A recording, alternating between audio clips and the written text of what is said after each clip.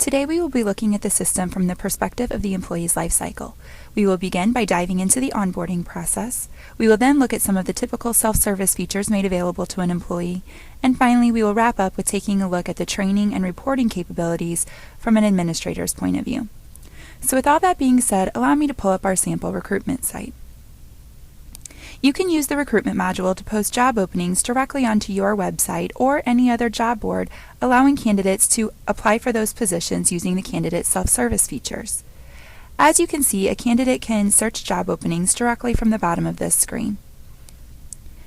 Now, rather than narrowing down our search further, we'll just view all of the available job openings for this particular company.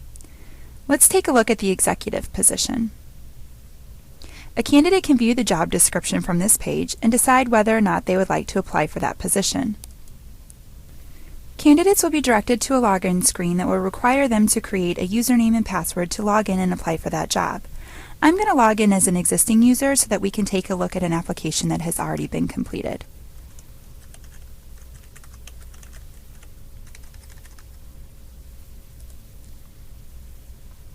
I want to start by bringing your attention to the upper left-hand corner of this screen.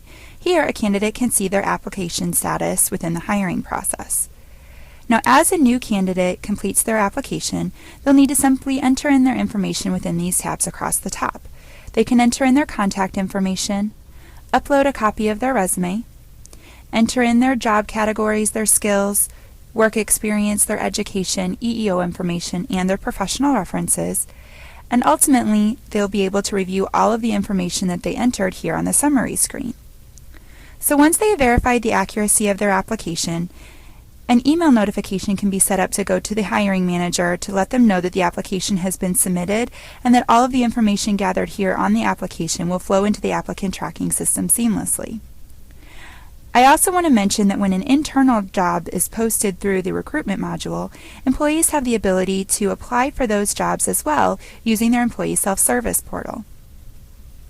Now, many companies use background screening services prior to hiring an employee, and our platform has an integration to complete a background check right through the system, and a candidate can access their portal to sign off on that background check authorization form. So once the authorization form has been completed and submitted using the employee's electronic signature, the hiring manager would be able to order that background check through the system, and the results will also display within the system for easy access. So now that our candidate has finished their application, let's take a look at the applicant tracking side of things. Back on the login screen, I'm going to log in as Kathy, the hiring manager. When we log in, we can see that there is a dashboard screen enabled, which is a great way to access certain areas of the system that the employee uses most frequently. A dashboard can be configured for each individual employee based on their role and the types of things that they need to access within the system. So as you can see, I have a tab enabled just for recruitment purposes so that Kathy can easily manage the hiring process. Here on the recruitment dashboard, you can see that Kathy has a list of quick links that will allow her to navigate through various areas of the system using these hyperlinks that are being displayed, which are configurable based on the employee's role. She also has a window enabled which shows the hiring manager all of the new applications that have come through. We do have a quick find tool that will allow the user to type in certain keywords such as a certain skill set or a certification that they are looking for, and then the results will display below. Let's go ahead and take a look at our applicant's information. The first screen that we come to is the Main tab. Remember, all of the information captured from the candidate will flow into the applicant tracking system. From this screen, you can navigate the applicants through the hiring stages, so from the time the account was created all the way through the hiring process. And given that every company's needs are different, these hiring stages are completely configurable. Now you can see that our candidate is currently in the interview stage, and we have the ability to track those interviews here under the Communications tab. All of the details around the interview will be stored here, and there's even a Notes area, which will allow the hiring manager to jot down notes from the interview to access at any time. And once the interview has been scheduled, you can easily email the candidate a confirmation email by using the email button here on the bottom of the screen. You have the option of either drafting an email on the fly or adding a predetermined email template. As you can see, we've created an email template that can be sent to all of the candidates that move on to this phase of the interview process. The platform allows you to create as many different email templates as you need, so essentially you can have a separate email template for each stage of the hiring process to alert each candidate of where they stand within the process. So now let's fast forward a little bit and let's say that we're looking to hire this person. This will open a new window that will allow you to enter in the necessary information to get this person hired successfully. You'll notice that certain fields, such as the employee's name and address, are already populated for you, as this is pulling directly from their applicant information. You will need to simply fill out the remaining required information in order to hire the applicant. Now, you do also have the ability to verify the Social Security number through the Social Security Administration if you choose to, and it will determine if the Social Security number matches the employee's name. This is especially important at year-end because a large cause of corrected W-2s is caused by inaccurate Social Security numbers, and this will provide those checks and balances for you immediately upon hire. So let's take a look at how this would work. I'm going to simply enter in a Social Security number for this person, and then I'm going to search the Social Security Administration's database to determine if this is a valid Social Security number for the employee. And as you can see, my result showed up as failed, and that's because I simply entered in the numbers 1 through 9, so we know that that is not a valid number, but you are hoping for a verified result here. You will then need to enter in the base compensation and a few other items such as the security profile, which will identify what type of features and functionalities that you want to have this employee have access to. And after you have identified all of the required information, you will have successfully hired this applicant. Now that we have hired our employee, let's take a quick look at his employee record. Under the Main tab, you can see this is where you can assign or change profiles to the employee, as well as designate who their manager is, and you can also have access to their emergency contacts. Also, job change history can be tracked here, which will display their historical job titles, the effective dates for those jobs, the reasons for the change, and if there was a compensation increase associated with that change. Now I want to focus a little bit more under the HR tab just to give you an idea of the different things that we can track within the system. So for example, we can track the employee's education, any trainings or certifications that they might have, and any incidents, disciplinary, performance, or even attendance issues can be stored here against their record. Now a lot of companies today are going paperless, so there is the ability to scan all paper documents and store them within the employee's record for easy access. We can also track assets that have been issued to the employees, such as laptops, cell phones, keys to the office, etc. A differentiator here is that the system is intuitive enough to look back to the employee's record during the termination process, and it will prompt the user to make sure that those assets have been returned. Workers' claims can also be stored here within the employee's record. All of the information collected within this area will be populated onto the OSHA log, which will help streamline the process. Now the system does have the ability to store a wide range of data to fit your needs, but every company is unique and they might have special tracking needs. So we do have the ability to create custom fields to fit your needs, which is also a differentiator here. So here you're able to create an unlimited number of custom fields, and the data captured within these fields can be pulled into your different HR reports. Now we can actually take this concept one step further by creating custom screens to track specific data elements that are unique to you. An unlimited number of inventory items can be created based on your unique tracking needs, from tracking awards to even tracking employees' pet information. So let's go ahead and take a look at the awards in further detail as an example of how this can benefit you. Now within each inventory item, you can create an unlimited number of custom fields, and all of the data that's captured within these fields are reportable.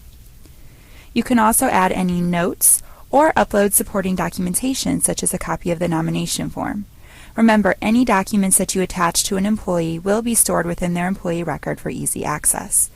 So this is just another example of how flexible our system is and that you can track virtually anything. Now let's move on and take a look at the typical employee self-service features for our newly hired employee, Josh. So I'm logged in as Josh, and the first thing that he sees is his dashboard where he has access to items such as company announcements, which will display global messages visible by all company employees. A to-do list has also been enabled to display the items that a particular person is responsible to complete. And he also has a quick links area which will allow the employee to navigate through the system using these hyperlinks that are being displayed, rather than using the menu options up above to navigate the system. So what's great is when you hire a new employee, you're able to put your standard process within our new hire checklist to help streamline the onboarding process. We can view the complete checklist by clicking on the magnifying glass. As you can see, Kathy was responsible for completing the first few items here on this checklist. Josh is only responsible for completing the items that are listed as waiting on Josh Bronson. So you will notice that Josh is required to complete his handbook. In this case, we've attached a copy of the handbook right here for easy access. So once he has reviewed the handbook, he can mark this item as completed. And you'll notice that confirmation is required. That means that he is required to acknowledge that he has reviewed the handbook by using his electronic signature. So once he has marked this item as completed, it will stamp the date and the time here on the right-hand side. Now the checklist also indicates that Josh is required to complete a couple of his new hire forms. What's a really nice feature is the ability to complete certain paper forms like the I-9 form electronically. And this is great because if you ever need to reference these forms again, they will be stored against the employee's record for easy access. So let's take a look at how the platform will allow you to do this. So I'm going to go ahead and create a new I-9 form. And you'll notice that it works just like the paper form. The system has already filled out the employee's address, their date of birth, and their social security number, as this data is being pulled from his employee record.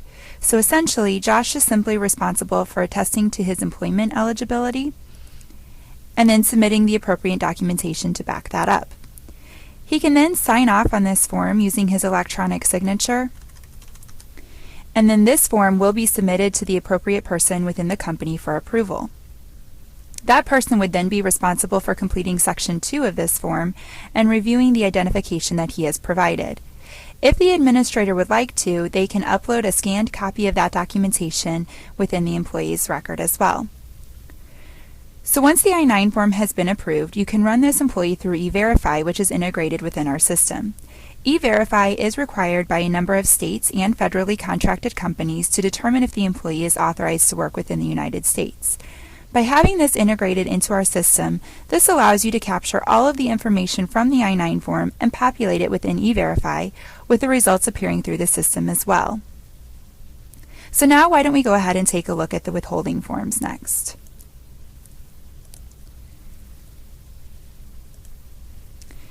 So you can see that we have already submitted the withholding forms, but let's take a look at what would happen if we wanted to add a new one.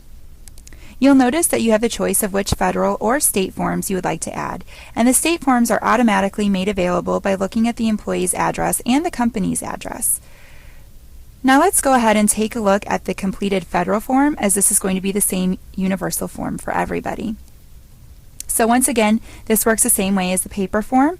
He'll simply need to complete this worksheet, and once he's ready, he can go ahead and submit his withholding form by providing his electronic signature. So now we've taken a look at the forms that come standard within the system, but you also have the ability to create an unlimited number of custom forms to meet your business needs. And these forms can be tracked and stored within the system, allowing your HR department to go completely paperless. So let's go ahead and take a look. We're going to take a look at the Employee of the Month nomination form. And from here, the employee would be able to complete this form and then submit the form for review. Now, employees also have the ability to update their personal information, which can go through an approval process based on the workflow that you've defined. Employees can update things such as their address, phone numbers, and direct deposits, just to name a few.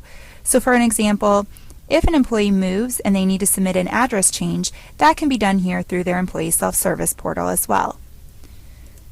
So this is where they can go ahead and make that change and update their personal information, and this will then start that workflow process. This platform will allow you to streamline the open enrollment process as well. Employees have the ability to enroll in their benefits online, eliminating the need for paper enrollment forms. The enrollment data can be captured electronically and stored against the employee's record for reporting purposes. I also want to point out that you can determine what benefits will be made available to whom. So for example, if you have multiple locations, you can offer different benefits to each group of people.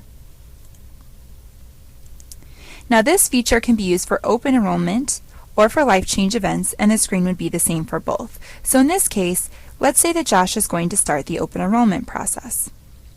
First, we're brought to the Instructions tab, which is completely configurable, and each additional tab represents the different type of benefit plans.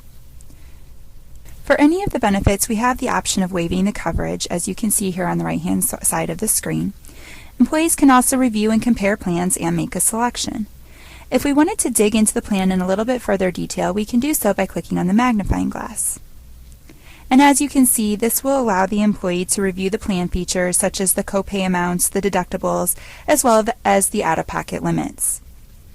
You can also upload a copy of the plan documentation for the employees to access right here at their fingertips as they're looking to make a decision. Now let's say that we wanted to compare multiple plans. Maybe we want to take a look at the employee-only options. This will give us a nice side-by-side comparison of the two of these plans, so we can go ahead and review the differences in the premiums, the copays, the deductibles, and so on, so we can make a more informed decision on which plan we should move forward with. So now we can go ahead and make our selection and move on to the dental insurance. The same process will apply here, however this time I'm going to waive the coverage. So now let's move on to the life insurance option. And here we've set up age-based deduction amounts based on the coverage that they select. You also have the ability to require that an evidence of insurability form be uploaded from this screen if you choose to. I'm going to go ahead now and make my selection, and now I can confirm my selections. On this screen, this is where you will be required to add a beneficiary or dependent if necessary before you can submit your request for approval. So as you can see, we are required to add a beneficiary for our life insurance plan. So I can go ahead and make my selection, and then after I have identified my beneficiary, I'm able to submit my request. So as a last step in this process, we're asked to review our selections one last time and enter in our unique system password, which will serve as our electronic signature as we saw in the electronic forms. Once we do this, the benefits are going to be pushed onto the appropriate person to review our selections and approve them, and once approved, the deductions will be created and come into play based on the effective dates set up for the plans. I also want to mention that we do have a third-party integration that will provide carrier connection services. This will automatically send the carriers all of the updates based on the frequency that you've set up. We can also make company documents available to employees. Here you can view things such as the company handbook, company forms, or different handouts. You can upload an unlimited amount of documentation for employees to access and in any format that you would like. We also have a company directory, which gives easy access to phone numbers of all company employees, so in the event that Josh forgets his coworker's extension, he can easily look it up from here. Josh can also view an organizational chart to see where he fits into the company. So you can click on the name here on the left-hand side to see where that person falls into the org chart. So here we can see that Josh reports into Paul, and Paul reports into Kathy. Now let's move on to taking a look at the tracking and reporting capabilities from the administrator's point of view. As we can see here, we have an announcement displayed on the top of the dashboard, which will act as a reminder to the employees, and it looks like we need to review the performance reviews for a moment. In the system, you have the ability to set up to 6 levels of workflow for the performance reviews and identify who would be responsible for each step. So in our example, let's take a look at how we would finalize a review. As you can see, there were 3 levels of workflow set up for this review, and every step has a different percentage attached to it. So Ashley's self-review counts as 10% of her total ranking. She's being reviewed on her core values, her company competencies, and her company goals. And her total ranking is calculated using a weighted average, taking into account all of the different variables. From this screen, Kathy can enter in any additional comments. She can also enter in the dates that the review was signed off on. You also do have the ability to enter in pay increases and use effective dating so that the review will not go into effect until that specified date. You can also enter in a new job title or a bonus if the review triggers it. And we also do have the ability to perform a compensation analysis directly from this screen. This will help you in retaining your current employees as well as attracting new talent because it makes sure that your increase is in line with industry standards. The job title is populated based on the employee that you've selected. You will then be prompted to enter in the number of years of experience as well as the location. And then you will be able to retrieve the results. Once the results have been retrieved, a PDF report will appear that you can download, and this is going to give you a high-level overview of the results, which can then be printed out and shared with the manager or the decision maker. This report contains a snapshot of the labor market for that position, and it has a lot of different graphs and information within this report, but probably the most significant is the hourly rate by experience that you see here. Perhaps Ashley's review indicates that she needs additional training in a particular area. Our system can also track trainings and certifications, which you can easily access from under the quick links. As we can see here, many of the screens in our system are built in a report format. This report, for example, shows what courses have been taken by each employee, and in this case, we're looking at the emergency responder course. This report can be filtered by a specific employee to identify what training or certification that employee has. And also from this screen, you can see when a course was completed or when a course expires. And this report can also be filtered by expiration date. So if you wanted to pull a report to see whose certifications were expiring this year, you can certainly do that. You can also report off of the employee cost as well as the company cost to help determine the cost associated with each type of training, which will help maintain a training budget. So now I want to show you how easy it is to customize this report to get it just the way that you want it. You can easily add columns by going to the Tools drop-down and selecting Columns.